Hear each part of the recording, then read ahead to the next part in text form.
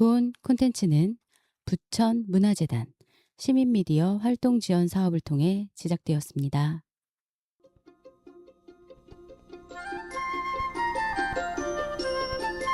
어느 순간 바른 소리 하게 되는 라디오 파라. 안녕하세요. 모순에 집착하는 여자 정입니다. 안녕하세요. 제일 잘 나가 블랙갱입니다. 안녕하세요. 말랑말랑해지고 싶은 인간 당근입니다. 오늘의 바른 소리와 함께 평범한 일상의 평등 한 꼬집 어바라 시즌 8 7회 시작하겠습니다.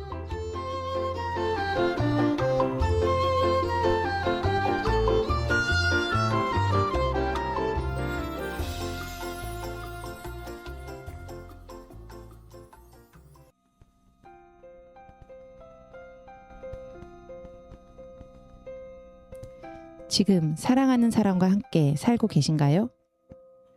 흔히 결혼은 사랑하는 사람과 평생을 기약하는 당연한 약속으로 인식되곤 합니다. 하지만 우리 곁에는 이 당연한 시작조차 허락되지 않은 사람들이 있습니다. 바로 법적으로 결혼이 허용되지 않는 사람들의 이야기인데요. 현재까지 한국은 이성 간의 결합만을 법률혼으로 인정하고 있으며 사실혼 역시 이성 간에만 인정하고 있습니다. 게다가 결혼 당사자들의 성별을 오직 법률상 성별로만 판단하기 때문에 서로 원하더라도 법정 성별이 같다면 결혼할 수 없습니다. 마찬가지로 이미 결혼한 트랜스젠더가 혼인관계를 유지한 채 법적인 성별을 정정하는 것도 어렵고요.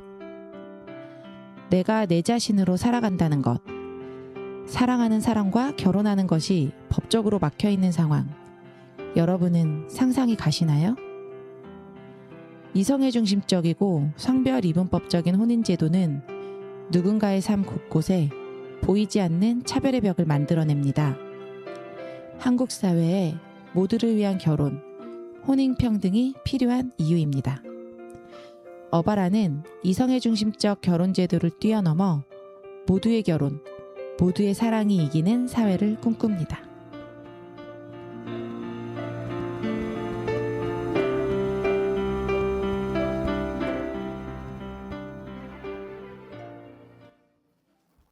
네, 오늘의 바른 소리는 혼인 평등에 대한 이야기를 해봤는데요. 최근 서울 퀴어 문화축제에 다녀오면서 더 이 이야기를 하고 싶었던 것 같아요. 어바라 멤버들은 오늘의 바른 소리 어떻게 들으셨나요? 잘 생각해보면 결혼을 누군가의 허락, 허가를 필요로 한다는 것 자체가 사실 되게 말도 안 되는 거 아닌가요? 이게 누군가가 인정해주는 것만이 결혼이다라는 게 되게 이상한데 그게 이상하다고 생각하지 못하고 살아왔었거든요. 맞아요. 어느 연령대까지는. 당연히 그런가 보다 했는데 이제는 아닌 걸 아는데 바꿀 수 있는 방법이 많지 않다는 게 더 답답함으로 다가오는 것 같아요. 저는 그 사회 변화 속도에 따라서 제도나 법이 너무 느리다. 이런 것들에 대한 가장 대표적인 예가 저는 혼인평등이라고 생각을 하거든요. 저는 아까 바른 소리에서 마지막으로 좀 얘기했었던 문장, 모두의 결혼, 모두의 사랑이 이기는 사회. 저는 이거 빠르게 와야 된다고 생각하고, 네, 그렇게 하기 위해서 어바라도 하는 거라고 생각해요. 네, 정말 사회가 발전함에 따라서 우리도 좀 바뀌어야 되는데 아직 안 바뀌고 있는 것들이 많이 있는 것 같습니다. 차별의 벽은 여전히 우리 삶 곳곳에서 보이지 않게 작동을 하고 있지만 이러한 차별들을 또 드러내기 위해 오늘의 코너를 시작해 보도록 하겠습니다. 네. 오늘의 코너 그럼에도 우린 안녕합니다. 시작하겠습니다.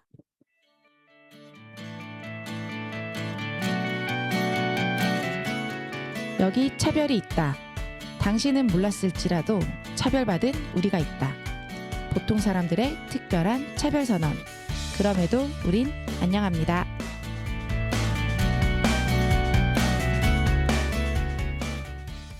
어바라 시즌 8 7회 오늘의 코너 그럼에도 우린 안녕합니다. 게스트 여기 나와 계십니다. 함께 인사 나눠볼게요. 안녕하세요.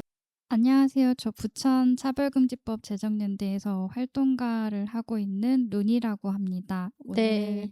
여성이자 성소수자로서 인사드리려고 나왔습니다. 와. 반갑습니다. 반갑습니다.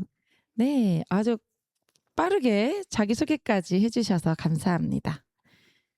네, 루니님이 말씀해주신 차별 키워드가 있는데요. 블랙갱이 키워드를 읽어주시면 고맙겠습니다. 네, 총 6가지인데요. 여자, 사람, 어린이, 딸 같은 아이, 바뀌어야 산다, 벽장 속 폭력, 혼인신고, 그리고 마지막으로 학생은 아니지만 이렇게 6가지네요. 네, 읽어주셔서 감사합니다. 이 중에서 궁금한 키워드를 선택해 주시면 루니님이 이야기를 해주는 걸로 진행하겠습니다. 무슨 이야기 듣고 싶으세요? 저는 딸 같은 아이로 시작해보면 오, 어떨까? 저랑 통했어요. 저도 마음속으로 이거야 이랬는데. 저희 항상 통하잖아요. 그러니까요. 네, 딸 같은 아이 아, 네. 부탁드립니다. 저희 친척 중에 아들만 있으신 분이 계시는데 춘수로는 할아버지예요. 그러니까 작은 할아버지이시고 나이대는 저희 아버지랑 비슷하시고, 근데 그분이 이제 어느 날 명절날 갔는데 제가 그때 고등학생이었거든요. 저를 이제 덥석 안아다가 무릎에다 탁 앉히시더라고요. 고등학생인데요. 네, 저는 고등학생. 근데 제가 지금 좀 체격이 작고 좀 어리게 보이기는 하는데 어쨌든 고등학생이었어요. 체격의 문제가 아니잖아요, 이건. 그렇죠. 네. 고등학생이잖아요. 어쨌든 저는 이제 좀 당황했고 좀 기분이 이상했어요. 저희 아버지 무릎에도 안 앉을 나이였기 그죠. 때문에. 그래서 저희 엄마한테 가서 이제 주방에서 일하고 계신 어머니한테 가가지고 엄마, 작은 할아버지가 나를 무릎에 앉혔어 라고 했더니 저희 어머니께서 작은 할아버지가 딸이 없으시잖아. 그래서 너를 딸같이 생각해서 예뻐해서 그러셨나 봐 라고 하시는 거예요. 그래서 그때 이거 그냥 그 나이 때 그냥 제 생각에 이거 성희롱 아닌가? 성추행 아닌가? 뭐 약간 좀 이상한데, 기분이 이상한데 라고 생각을 했지만 엄마가 그렇게 얘기를 하고 좀 무마를 시키려고 하시니까 더 이상 뭐라고 못 하겠더라고요. 그게 명절날 더 이상 가고 싶지 않다라고 생각하게 된 결정적인 계기였던 것 같습니다.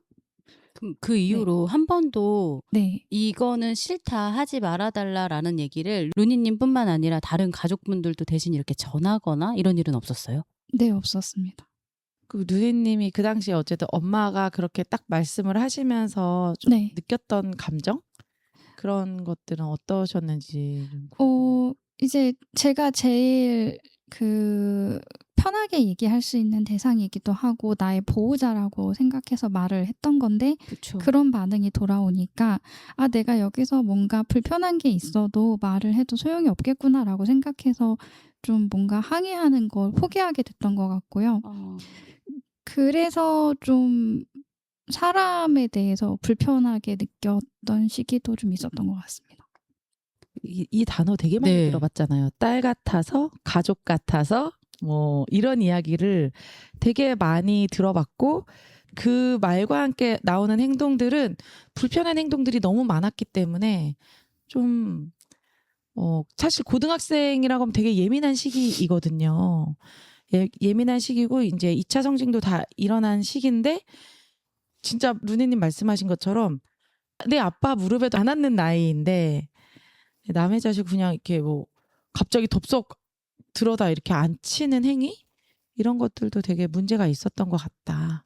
그 딸 같아서라는 표현은 어머님께서 하신 거잖아요. 네네. 근데 그 딸 같은 아이라고 제목을 설정해 주신 것부터가 일단 그 말이 되게 불편하게 느껴지신 거잖아요. 네, 맞아요. 우리 일상에서 범죄? 너무 죄송하지만 범죄? 이런 게 벌어지고 나면 딸 같아서 그랬다. 뭐 이런 게 핑계처럼 쓰이잖아요. 네. 그래서 저는 딸 같아서 그렇다라는 표현에 되게 예민하게 다가오거든요. 물론 어머님이 아기가 있어서 쓰신 건 아니고 오히려 루니님을 감싸 안으려고 네네. 쓰신 표현이긴 하지만 그게 그 표현이 좀 더 상처로 다가올 수 있다는 생각이 들어서 듣는 내내 계속 불편한 것 같아요.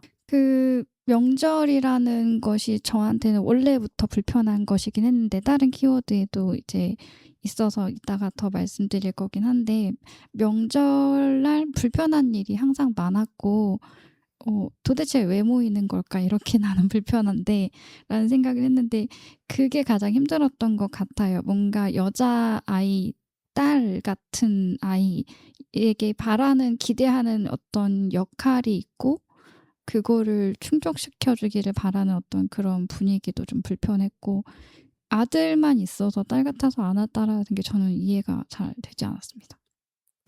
그 딸 같다라는 말, 저도 딸이지만 딸들은 그런 걸 바란 적이 없는데 도대체 왜 어른들은 자기들이 필요할 때만 딸 같다는 표현을 갖다 붙일까? 되게 권력적인 단어로 느껴져서 되게 불편한 것 같아요.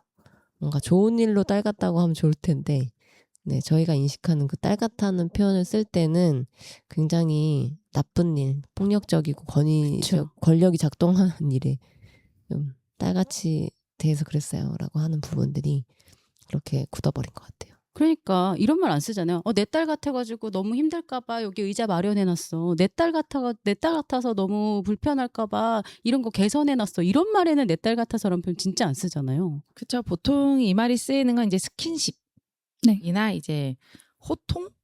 내 자식 같아서 하는 말인데 이제 이런 정도라서 사실 어떻게 보면은 권력이 작동될 때 사용되는 말이다. 갑자기 이제 가족이 되는 거죠. 가족이 아닌데 친밀한 가족이 되는 그런 경험을 하게 되는 것 같아요. 이거와 더불어서 내 여동생 같아서. 음. 저는 이걸 의사 선생님으로부터 들었었거든요. 임신 중에. 내 여동생 같아서 하는 말인데 하면서 남자 의사 선생님이 저한테 말해서 아무튼 내용은 좀 복잡하니까 어쨌든 그래서 저 그 병원을 단박에 끊고 병원을 옮긴 적도 있었거든요. 내 여동생 같아서. 이런 말을 안 쓰는 게 맞죠.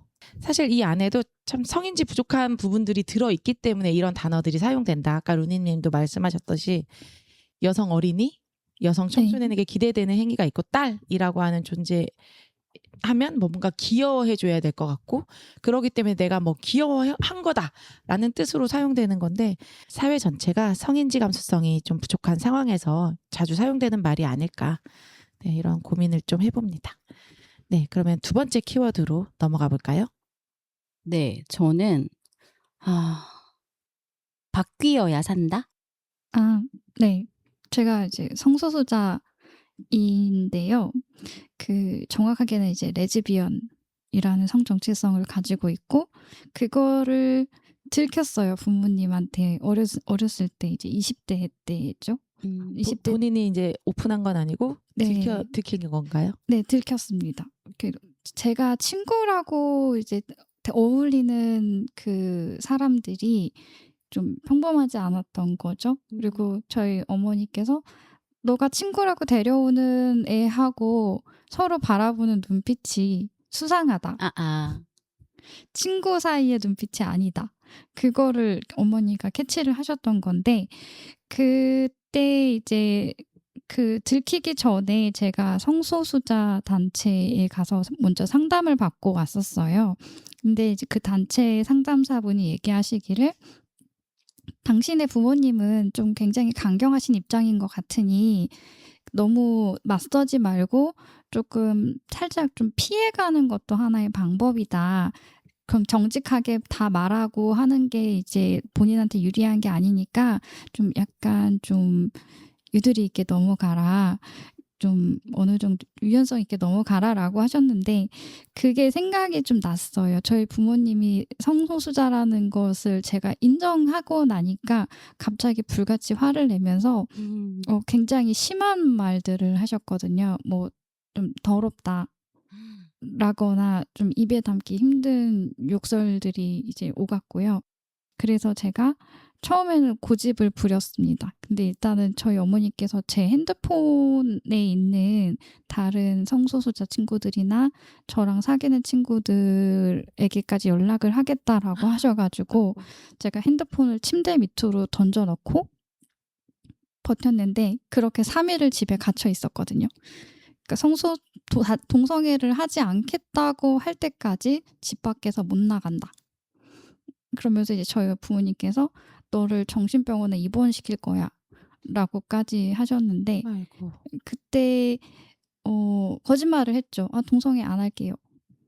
라고 하고 이제 거짓말을 하고 일단은 그 풀려난 다음에 그 집 부모님이 이제 닿기 힘든 먼 곳에 있는 일자리를 구해가지고 아. 짐을 싸가지고 일자리 핑계로 나와서 이제 살았죠. 그리고 그렇게 집을 한 3-4번 정도 나갔습니다. 계속 경제적인 문제로 다시 부모님 집에 들어갔다가 다시 또 일자리 핑계로 나오고 이거를 이제 반복하면서 이제 제가 나이가 이제 40이 넘었는데요. 최근에서야 그냥 너 파트너가 있으면 한번 같이 밥 먹자도 이렇게 얘기하시고 최근에서야 좀 받아들이신 것 같습니다. 네, 그 2박 3일 감금돼 있는 그 상황에선 좀 어떤 고민들을 하시게 됐는지. 일단 되게 굉장히 저는 그러니까 성소수자 입장에서 그 성소수자들 중에서 부모와 갈등을 겪는 일이 저만 겪는 건 아니지만 믿음이 그래도 있었던 것 같아요. 그러니까 믿음이라기보다는 바람이었는데 다른 사람들은 몰라도 엄마 아빠는 나를 버리지 않겠지라고 생각했던 게 그게 이제 무너졌죠. 이제 마지막 저지선이 무너진 거고 이제 혼자가 된 것 같은 느낌을 받았던 것 같아요. 그리고 나는 이제 의지할 데가 없고 혼자서 살아가야 되는구나라는 생각을 했고 그럼 앞으로 어떻게 해야 하지? 라는 좀 막막하다는 생각을 좀 많이 했던 것 같습니다. 저는 그 어머니한테 어쨌든 그 상황에서 어쨌든 감금을 나오기 위해 네. 안 할게요라는 말이 너무 마음이 아프게 들렸던 것 같아요. 사실 안 할 수 있는 게 아닌데 그렇죠. 어쨌든 사실 그 상황을 해결하기에는 적합한 방법이었던 것 같아요, 루니님한테. 근데 그 말이 되게 아프게 다가오는 것 같아요. 안 할게요라는 말이 얼마나 속상하셨을까. 좀 제가 그 일이 있고 나서 더 충격적이었던 거는 안 할게요라는 그 말 한마디 이후로 마치 저희 집 분위기가 아무 일도 없었던 것처럼 다시 평소처럼 돌아갔던 건데요. 되게 화목한 가족이 되어 있는 거죠, 다시.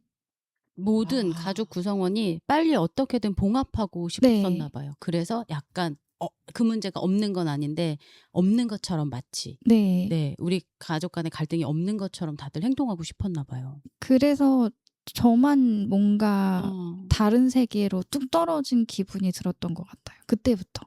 그럼 지금은 이제 지났으니까요. 네. 어머님의 그리고 이제 부모님의 그런 심한 말들, 상처가 됐던 표현들 이런 것들이 지금은 좀 이해가 되세요? 이해가 된다라기보다는 좀 무뎌진 것에 가까운데 그냥 우리가 서로 다르고 법적으로 가족으로 이제 묶여 있지만 혈연 관계이긴 하지만 다를 수도 있다. 그냥 서로 생각이 절대 닿지 않는 어떤 영역이 있다라는 걸 제가 그냥 인정하고 받아들이게 된 것 같아요.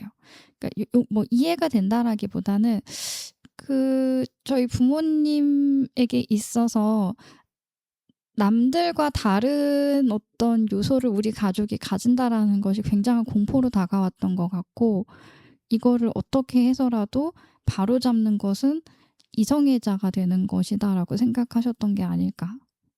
그냥 거기까지 그 이상 제가 뭔가 더 이해하고 납득하기는 좀 어려운 것 같아요.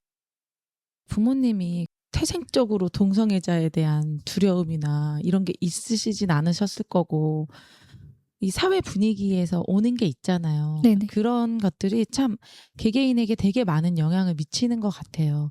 그러니까 부모님이 하셨다고 했던 진짜 입에 담지 못할 욕설과 함께 이제 말씀하셨다는 그 멘트들이 다 사회에서 말하는 맞아요. 것들이었을 테고 그런 것들이 결국은 이제 듣다 보니까 뭔가 당연히 내 일은 아니라고 생각했다가 내 일로 닥쳤을 때 두려움과 회피하고 싶은 어떤 마음들 때문에 그렇게 좀 다가온 것 같아서 참 저도 마음이 너무 참 아픈 것 같아요. 이게. 실제로 한국 사회만큼 그런 가족에 대한 어떤 정상성이 강한 곳이 많겠죠. 뭐 다른 나라에도 되게 많을 텐데 그 정상성이 적용되는 것 중에 하나가 가족, 네. 가족 구성원에 대한 어떤 정상성, 그리고 어쨌든 그런 성애에 대한 정상성이 엄청 강하게 작동하는 곳이 저는 한국이라고 생각이 들어서 그런 것들과 딱 직면하는 삶을 좀 이렇게 들을 수 있는 것 같아요, 현재. 그리고 궁금했던 거는 이 키워드를 바뀌어야 산다라고 좀 정해 주신 것 같은데 네. 이게 어떤 또 뜻이 있을까라는 생각이 들었어요. 바뀌어야 산다라기보다는 사실 바뀌는 척을 해야 살 수 있었던 아, 게 안 아닐까. 할게. 네.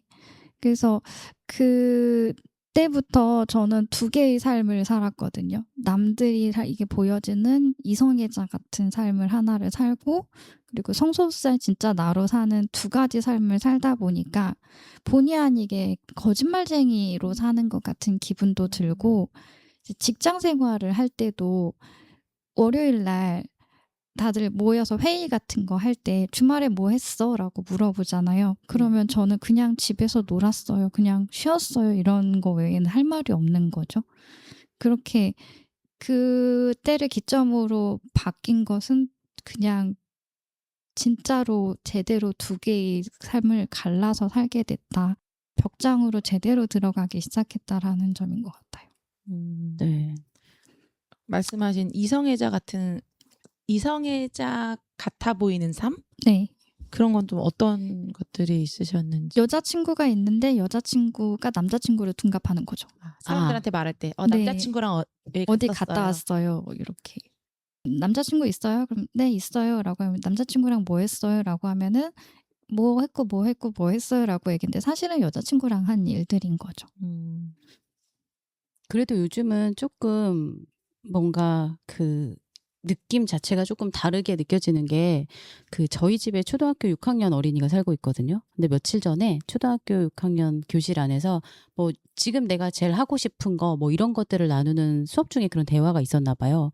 근데 한 친구가 저는 못쏠 탈출을 꼭 하고 싶습니다. 이랬던 거예요. 그래서 오 응원해. 뭐 너도 못쏠 탈출해. 그랬더니 저는 여자가 좋아서 여자친구를 꼭 사귀고 싶습니다. 이랬는데 거기까지 딱 딸한테 들었을 때는 그 다음이 갑자기 예상이 되는 거예요. 저 혼자만의 고정관념으로. 그래서 어떡하지? 이거 먼저 생각했는데 다른 친구들이 오 멋져 꼭 여자친구 사겨 이러면서 반 아이들이 다 같이 응원을 해줬다는 거예요. 그래서 제가 그 말을 듣고 우와 이렇게 바뀌고 있구나. 꼭 어른들만 머릿속에 뭔가 장치 고정관념 이런 것들이 막 쌓여서 그렇지 사실 어린이들은 오히려 친구의 그런 것들을 응원해주고 이러고 있다는 거에 제가 진짜 깜짝 놀랐거든요. 그래서 바뀌고 있구나. 그리고 그들은 그거에 대한 편견이 없구나 라는 생각이 되게 반가운 얘기를 들었었어요. 불과 며칠 안 된 것 같아요. 제가 3일 동안 집에 갇혀 있었을 때 네. 어머니께서 저한테 이제 협박을 하시면서 하신 얘기가 너 그러면 자식도 없고 결혼도 못할 텐데 나이 들었을 때 외롭게 너는 이제 늙어 죽을 거야. 라는 말이었거든요. 근데 반박을 하고 싶었지만 그냥 듣고 있었죠. 모두가 노년에 대해서 걱정을 하는 건 누구나 마찬가지 아닌가. 누구든 노후를 안전하게 보장받기 위해서 우리가 앞으로 해나가야 될 일이 많지 않나. 그냥 그 나이에도 그 생각은 했지만 거기서 뭔가 말하면 뭔가 제가 입을 열면 안 될 것 같은 그런 분위기였어서 그냥 안 할게요. 그 말 한마디만 할 수 있었던 것 같아요. 진짜 바뀌어야 산다가 맞네요. 그 순간에는 바뀌는 척해야 네. 살았네요.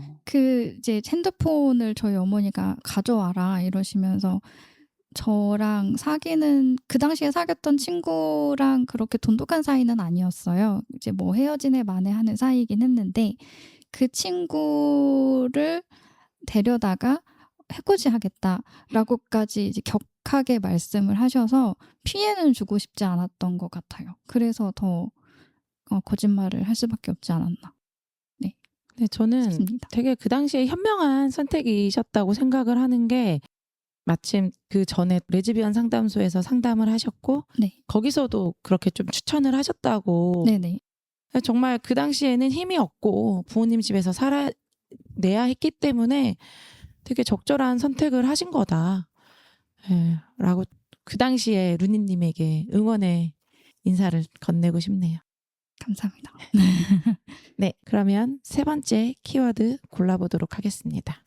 네, 이번엔 제가 골라볼 텐데요. 저는 학생은 아니지만 텔레파시 보냈는데. 잠깐만요. 벽장 속 폭력? 딩동댕 맞습니다. 네, 벽장 속 폭력으로 하도록 하겠습니다. 네. 그 부모님한테서 그렇게 거리감을 느끼고 나서 성소수자 커뮤니티를 열심히 찾아다녔죠. 이제 20대 중반 때부터 뭐 번개 모임이 있으면 가기도 하고 그 SNS라는 것이 활발하지 않았던 버디버디 이런 게 좀 있었고 네. 네. 보통 홈페이지나 뭐 이렇게 그 당시에 미니홈피 카페라던가 이런 데서 이제 성소수자 모임이 있으면 열심히 갔죠. 거기서 뭔가 좀 새로운 소속감을 느끼고 안정감을 느끼고 싶었던 것 같은데 제가 여기서 저에 대해서 조금 더 소개를 하자면 ADHD하고 자폐 스펙트럼을 가지고 있고 그리고 또 무성애자이기도 하거든요. 그러니까 레즈비언이면서 무성애자인 거죠. 그래서 좀 눈치가 별로 없고 그 상대방이 플러팅하는 걸 잘 감지를 못하다 보니까 굉장히 강력하게 저를 휘어잡는 사람들 위주로 이렇게 교제를 하게 된 거예요. 그게 이제 가스라이팅이라는 걸 나중에 알게 됐고 좀 자존감이 지나치게 높으신 분이라거나 좀 약간 자기중심적이라거나 이런 친구들을 자꾸 만나게 된 거예요. 그래서 벽장 속에 있으면서 성소수자 커뮤니티 안에서도 안정감을 느끼지는 못했어요. 뭐 개중에는 괜찮은 친구들도 있었지만 그 저와 같이 벽장에 있는 사람들끼리 만나다 보니까 연락이 갑자기 뚝 끊기는 일도 많았고요. 그 친구들 다시 벽장으로 들어간 거죠. 뭐 최근에 지금 현재 교제하는 친구 말고 직전에 사귀었던 분이 가장 힘들었는데 6년을 사귀었어요. 근데 경제적으로 착취당한 건 물론이고 인간관계 전부 다 끊어놓고 이제 단 둘이서만 지내는 거죠. 그리고 집에 가면 이제 통제적인 상황에 모든 것이 놓여 있는데 집 문을 열고 딱 들어가면 신발을 어떻게 벗어놓고 물건을 어디다 넣고 무슨 옷을 입고 어디에 앉아서 무슨 밥을 먹고 언제 자고 언제 일어나고 이거를 다 그 사람이 지시하는 대로 해야 되는 거예요. 갑자기 예고 없이 화를 내면 굉장히 좀 사람이 놀라게 되잖아요. 내가 이 물건을 여기에다 놓으라고 했는데 왜 여기에다 놓지 않았어? 이런 식으로 얘기를 하는 거죠. 그런 예측할 수 없는 분노라던가 그런 것에 대해서 전혀 인지를 못하고 있어. 그러니까 제가 뭔가 당하고 있다는 생각을 못했고요. 이 사람은 나를 너무 사랑하기 때문에 나에 대한 애착이 조금 심하구나 정도까지 생각했던 것 같아요. 근데 제가 벽장 성소수자니까요. 인간관계가 굉장히 좁고 누군가한테 털어놓고 상의할 수 없다 보니까 그렇게 긴 시간 동안 좀 겪었던 것 같아요. 네. 근데 이게 갑자기 여기서 갑자기 탁 벗어날 수 있었던 이유가 덕질 때문인데 BTS를 좋아하게 되고 인터넷을 BTS를 접하게 되면서 BTS 팬들하고 SNS로 소통을 하기 시작하면서 친한 사람들이 생겼어요. 네. 근데 이제 그 친구들하고 어울리는 것도 당연히 못마땅해 했죠. 근데 그중에 몇몇 친구들이 우리는 이성애자고 너는 동성애자이긴 하지만 그냥 인간 대 인간으로 봤을 때 너의 파트너 좀 이상해. 너무 너를 통제하고 나도 내 남편한테 그렇게까지 보고 안 해. 라고 얘기를 하는 거예요. 우리랑 놀고 있을 때 일일이 뭐 먹었고 이런 걸 굳이 얘기해야 돼? 라고 하면서 그런 메뉴도 다 보고를 하셨어요? 네. 사진 찍어 보내라. 혹시 사람들도 누구 만나는지도 찍어서 보내고. 그건 아니고 그냥 음식 사진 찍어 보내라. 진짜로 먹고 있는지 궁금하다. 뭐 먹었냐? 몇 시에 뭐 먹었는지 왜 말 안 하냐? 이런 사랑으로 착각할 수 있겠어요. 내가 너에게 이만큼 관심이 있어. 잘 챙겨 먹는지 알고 싶어로 네. 포장하면 사실 헷갈릴 수도 있을 것 같아요. 네. 그래서 처음에는 이제 가스라이팅에 이제 젖어 있으면 오히려 그 사람들 말을 의심하게 됐거든요. 처음에는. 그래서 나는 집 밖에 나와 있고 애인이 집 안에 있어서 그래라고 하니까 내 남편도 집에서 지금 쉬고 있는데 내 남편한테 나 연락 안 해. 그냥 내가 나가면 나가는가 보다 하지. 굳이 그런 거 일일이 얘기 안 해라고 하는 거예요. 그러면서 이제 너는 다 큰 성인인데 동성 간의 관계든 이성 간의 관계든 연인 관계에서 그런 거 좀 이상해. 너 혹시 가스라이팅이라고 들어봤니? 이라고 얘기를 해서 가스라이팅이 뭐지? 이제 찾아보기 시작하면서 갑자기 각성을 하게 된 거죠. 그래서 이제 그분하고 균열이 생길 수 있었습니다.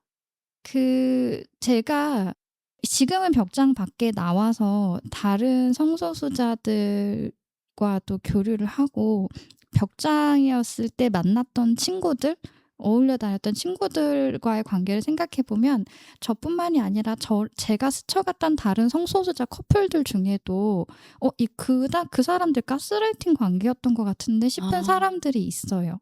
근데 그걸 얘기해 줄 사람도 없고 상의할 사람도 없는 게 이제 벽장 성소수자들인 거죠. 물론 벽장 성소수자들이 다 그렇게 사는 건 아니지만 그런 게 더 감춰지는 것 같습니다. 혹시 모르시는 청취자분들을 위해서 네. 벽장이라는 표현은 네. 어떨 때 쓰는 거죠? 벽장이라고 하는 거는 이제 가장 어둡고 닫힌 문이잖아요. 네. 성소수자라는 거를 밝히지 않고 살아가는 거를 벽장이라고 합니다. 네. 감사합니다. 정말 더 안타깝고 속상한 부분은 그 벽장을 성소수자분들이 만든 게 아니잖아요. 네, 그렇죠.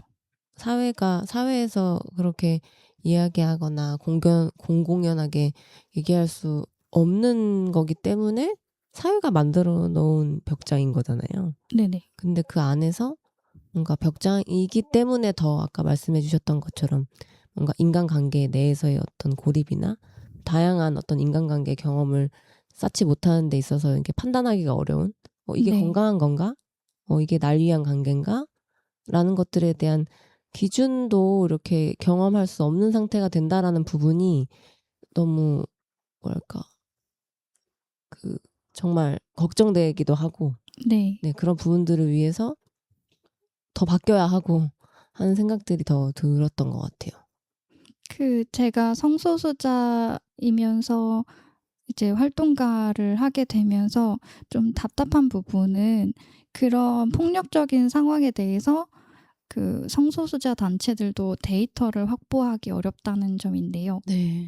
왜냐하면 이 사람들을 아우팅이라고 해서 이 사람이 원하지 않는데 성 정체성이 밝혀지는 게 아우팅인데 벽장 속에 있는 성소수자들은 자신의 성 정체성이 밝혀지길 원하지 않고 이 사람들을 끄집어내서 폭력 상황인지 아닌지를 알아보려면 아우팅이 될 수도 있기 때문에 정확한 데이터를 알기가 어렵습니다. 그럴 수밖에 없는 것 같아요. 기본적으로 사실 가스라이팅 자체가 되게 인간관계를 차단하면서 피해자를 고립시키고 온전히 너의 세상이 나이게 만들면서부터 시작되는 건데 네. 이미 이제 성소수자분들은 사회적 약자로서 어떤 되게 사회에서 받는 어떤 것들이 많기 때문에 벽장이라고 하는 곳에 이미 위치 지어져 있고 그 안에서의 연애이기 때문에 더 고립되는 이런 상황들이 생겨서 사실 우리 그런 얘기 되게 많이 하잖아요. 폭력적 상황에서 사회적 약자는 더 많은 차별과 폭력을 겪는다라는 이야기 많이 하는데 지금 딱 루니님이 말씀해 주신 그런 상황들이 바로 이런 상황이 아닐까 이런 생각이 들어서 좀 답답한 마음도 듭니다. 네. 가스라이팅은 사실 주변의 알아차림이 굉장히 중요하잖아요. 네. 그래서 주변에서 알아차려줘야 당사자가 바뀌는데 시간이 걸리긴 하지만 그래도 알아차려주는 게 주변의 역할이잖아요. 그래서 지금 루니님은 관련 활동도 하고 계시는데 그런 당신의 스스로의 경험을 토대로 그런 활동들도 계속 이어나가고 계신 건가요? 제가 개인적으로 혼자서 하는 활동은 아니지만 네. 제가 이제 자원활동가로 일하는 레즈비언 상담소에서 친밀한 관계에서의 폭력이라던가 이런 것에 대해서 교육 프로그램이나 강연이라던가 이런 것들을 이제 진행하는 데 좀 참여를 좀 하고 있습니다. 저는 로니님이 얘기해 주신 것 중에 각성했다라는 표현이 되게 안심되는 표현이라고 생각했는데 가스라이팅은 알아차리기가 진짜 힘든 것 같아요. 맞아요. 그랬었을 때 조금 이렇게 생각해 볼 수 있는 어떤 그런 좀 팁이라고 해야 될까요? 뭔가 어떤 중요한 포인트? 로니님이 생각하시기에 뭔가 그런 부분들 좀 얘기해 주실 게 있을까요? 그 사랑을 하면 그 사람한테 관심 갖게 되고 그리고 자꾸 물어보게 되고 알고 싶은 건 당연하잖아요. 근데 그게 어느 순간부터인가 숨 막히기 시작한다. 라는 그 감각이 중요한 것 같아요. 그리고 이상하게 내 주변 사람들은 다 이상한 사람들이 되고 다 별로인 사람들이 돼요. 그분이 그렇게 표현을 함으로써 네. 그리고 이제 제가 가스라이팅이 당하고 있다는 걸 알고 나서 가스라이팅에 대해서 열심히 공부를 했습니다. 사실 가스라이팅이라는 걸 자각했을 때는 굉장히 자존감이 떨어지면서 충격에 휩싸이게 되거든요. 내가 당했다고? 내가? 약간 이런 생각을 하게 되는데 가스라이팅을 하는 가해자가 가장 많이 하는 말이 있어요. 피해자한테 너만 잘하면 돼. 네가 문제야. 내 탓이야. 네. 네가 이렇게 만들었어. 내가 너한테 이렇게까지 했는데 아무튼 나니까 너랑 사귀어주는 거야.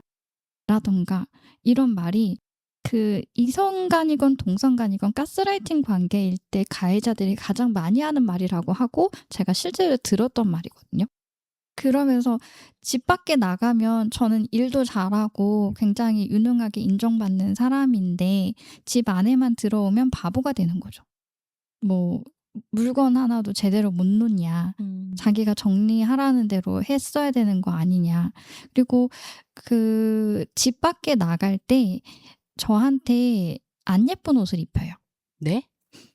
옷도 이제 지정을 해주셨다는 네, 말씀이시죠? 집 밖에 둘이서 이제 데이트를 한다고 나갈 때 회색 빛깔의 추리닝을 입히는데 실제로 들었던 말이에요. 이렇게 하면 남들이 너 안 쳐다보겠지라고 말을 했어요. 너를 나만 봤으면 좋겠다. 나한테만 예뻐 보였으면 좋겠기 때문에 남들한테까지 네가 예쁘게 보일 필요는 없잖아 라고 하면서 회색 빛깔의 추리닝을 상하이를 맞춰서 몇 개를 사다 놓더라고요. 아니 사랑으로 착각하기 좋은 멘트들을 이렇게 앞에 하긴 하지만 그래도 회색이라. 그거를 왜 본인이 정합니까? 남들한테 이뻐 보이든 말든 건 자신이 정해야 되는데. 사실 6년이라는 시간 동안 가스라이팅을 당했기 때문에 이상하다고 생각하는 순간이 없었다고 하면은 그거는 이제 말이 안 되죠. 이상하다고 생각하는 지점들도 있었고 공황 발작 때문에 심각하게 숨이 안 쉬어지고 그래서 병원까지 가서 의사 선생님하고 상담까지 했으니까요. 뭔가 이 사람과의 관계에 있어서 숨 막힌다라는 지점은 있었지만 나는 더 이상 벗어날 수 없다라고 생각해서 포기하게 되는 것 같아요. 가장 크게 오는 게 이제 무력감. 네, 고립이기 때문에. 아이고. 네, 얘기해 주셔서 감사합니다. 그래도 이제 너무 다행인 건 어쨌든 어떤 경로로든 다른 인간관계가 생기고 그 사람들을 통해서 알아차리게 되고 또 힘을 가지고 이제 각성이라고 표현해 주셨는데 각성을 하고 벗어날 수 없겠다라고 생각하는 것에 한 발짝 더 나아가서 이제 벗어나신 거잖아요. 네. 그 부분에 대해서 되게 큰 또 한 단계를 또 넘으신 거 아닌가 이런 생각이 듭니다. 혹시 방송을 들으시는 분들 중에 이러한 상황에 놓여진 분들이 계시다면 네. 어떤 방법을 취하면 될까요? 뭐 상담을 받거나 이러려면. 가스라이팅에서 벗어날 수 있는 가장 확실한 방법은 가해자에게, 그러니까 나에게 가스라이팅을 하고 있는 사람에게 싫다라는 말을 하는 건데요. 그게 균열을 내고 가해자를 굉장히 당혹스러워하게 만들더라고요. 저는 위협을 당할 거라고 생각했는데 생각보다 쉽게 무너지더라고요. 당연히 얘는 내가 하는 말이 이제 다 오케이가 될 거고 내가 그루밍을 다 끝냈고 얘를 완전히 길들여 놨고 더 이상 저항은 없을 거라고 생각했던 거기에 이제 균열을 내는 것부터가 중요하다고 생각합니다. 그러면 그 루니님이 계신 단체나 이런 네. 곳에 도움을 받을 수 있는 뭐 이런 네. 루트들도 있나요? 그 게이 커뮤니티는 잘 모르겠고요. 레즈비언 상담소 같은 경우는 일단 온라인 상담 홈페이지 들어가서 아, 온라인 상담을 신청할 수 있고 또 대면 상담도 종종 이루어지기는 하는데요. 온라인 상담이 가장 활발합니다. 네, 감사합니다. 레즈비언이신 분들은 이제 전문적인 영역이니까 레즈비언 상담소 그쪽으로 하시면 될 것 같고, 그 외에 이제 교제폭력 피해를 입고 계시다면 1366에 전화하시면 그곳에서 상담이 누구나 가능하니까요. 네, 1366번 꼭 기억하셨다가 주변에 지인이든 아니면 뭐 가족이든 나 자신이든 좀 의심 간다라고 하면 한번 상담해 보시면 좋겠습니다. 네, 이렇게 이제 루니님의 키워드 3개를 들어보았습니다. 가족들의 이야기부터 이제 가스라이팅 사례, 그리고 어떻게 알아차리면 되는지, 또 내가 겪고 있다면 어떻게 상담을 통해 나올 수 있는지, 이런 좀 팁들까지 많은 이야기를 해주셨어요. 그럼에도 우린 안녕합니다. 1부는 여기서 마무리를 좀 해보고요. 여자 사람 어린이, 혼인신고, 학생은 아니지만 이 3 키워드가 남았는데요. 이 3 키워드는 2부에서 들어보도록 하겠습니다.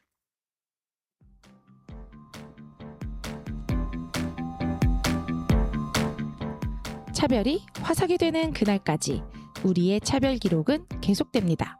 그럼 2부에서 만나요. 안녕. 안녕. 안녕.